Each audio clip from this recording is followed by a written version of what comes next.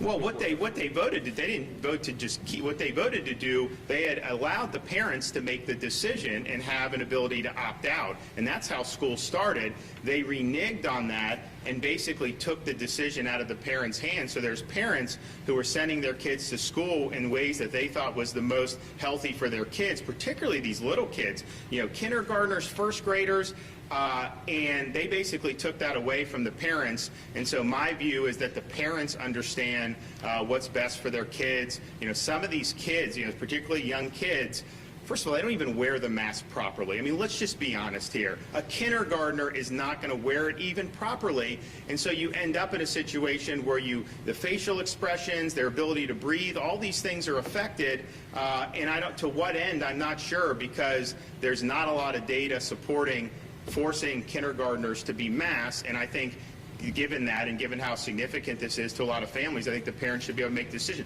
They've also said, I just saw, that they're forcing the athletes to wear masks during competition.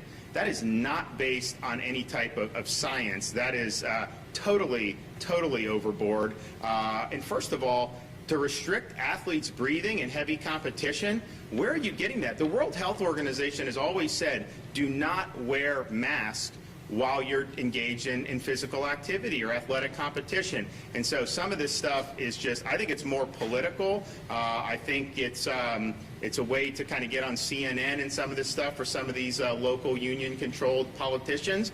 But that is not something that I think is justified, and I think it puts the health of these athletes at risk to force them to cover their breathing in the midst of an athletic competition. So I was surprised to see that, but that's definitely something that I think goes way overboard of what would potentially be acceptable. And a final thing I'll just say just generally is, you look around the country, you look around the world right now.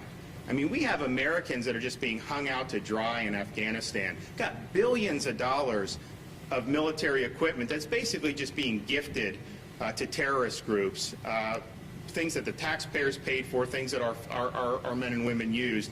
You look at the border, people just pouring in. They don't even tell you where they're bringing these people. We figured out they've dumped people in Jacksonville, some of these other places. It's totally out of control. We've never seen anything like what we're seeing now. You look at inflation, the prices are going out of control, particularly gas prices. That's putting a huge hamper on working people, having to pay so much when they're going to get gas. So you have all these problems, and yet the White House and Biden, their number one issue is they're so intent on having the government force kindergartners, first graders, to have to wear masks for 8 hours a day. They want to take that decision away from the parent, and they want to vest that in local government.